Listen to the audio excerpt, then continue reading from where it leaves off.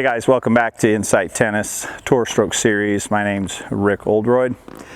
I'm the president and founder of Insight Tennis.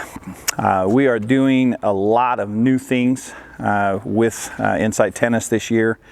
So check out our website at insighttennis.com. There's a lot of new content on there, including some paid content. We've had a lot of requests from all over the world to put together some programs utilizing some of the methods that we teach and the biomechanics and technique of the best players in the world. So we've gone ahead and done that. So far we do have a Forehand Mastery Training Course that is available on the website, and you can find out more information. Just click the link below about that or visit the website at insighttennis.com. The two-handed backhand course will be coming out next week, and then many courses to follow after that, both serve, volley, return, one-handed backhand, overhead smash. We'll even have a course on footwork as well.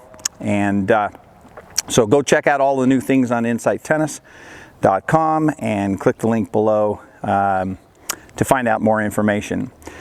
Today's video is going to be on the volley, and this is going to be kind of a follow-up to a couple of videos that I've done on the volley.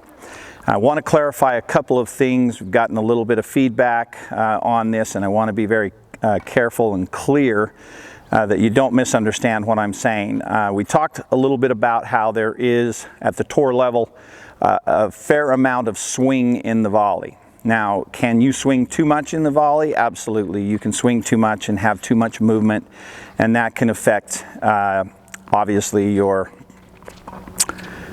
consistency. But what we want to make sure that we emphasize here is that there is still a fairly good amount of swing in the volley.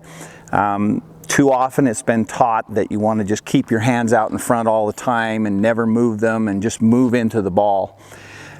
Clearly, if you watch the best players in the world, you're going to see that that just simply is not the case. So I talk in another video as well. This is video number 3. Go look at video number 1 and 2 to see a little bit more about the racket release.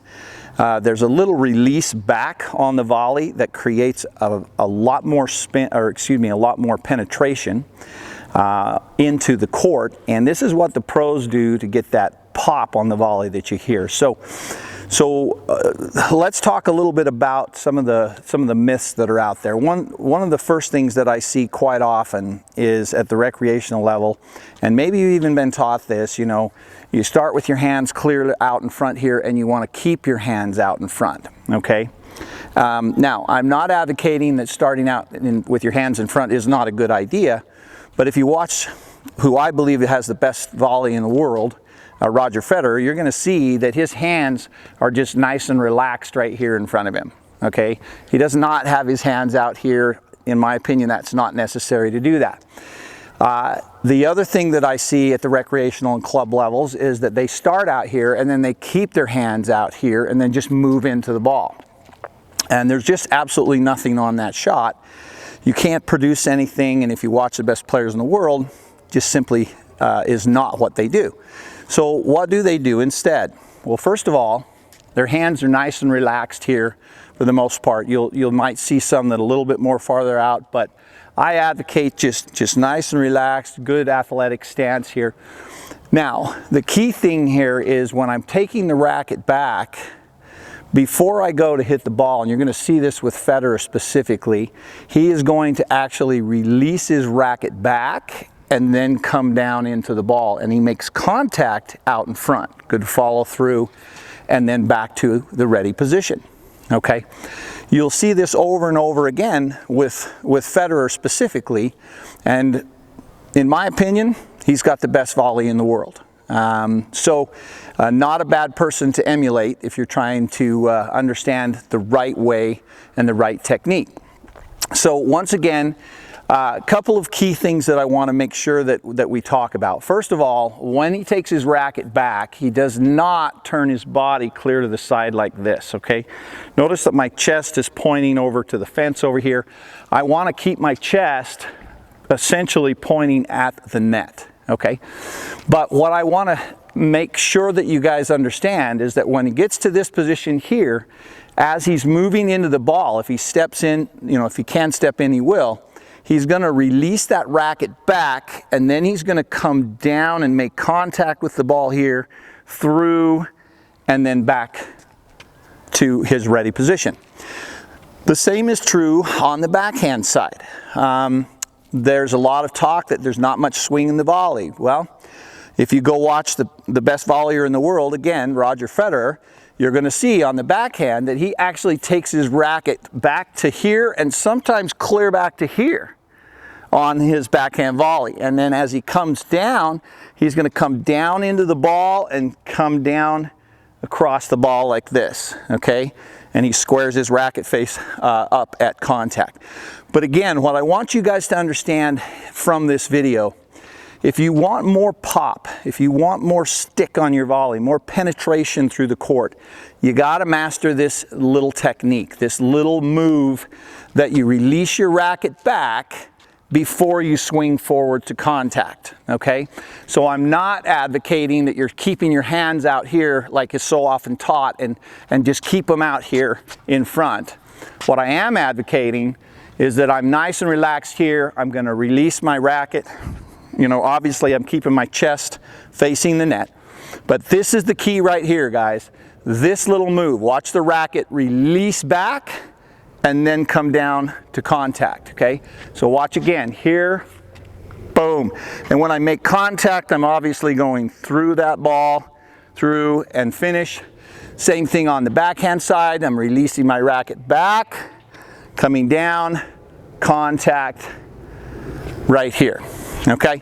So go work on this. This is something that will help your volleys immediately.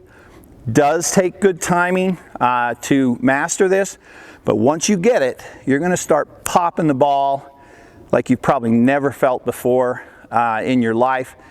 One last thing I do want to mention on this, soft hands on the racket. If I have a really soft hands and soft grip on the racket, it's going to naturally be able to release back as it's supposed to. I'm going to squeeze enough or firm up enough at contact to maintain racket control. And that's exactly what I want. Now, if the ball is hit at me much harder or very hard, I obviously have to be more firm.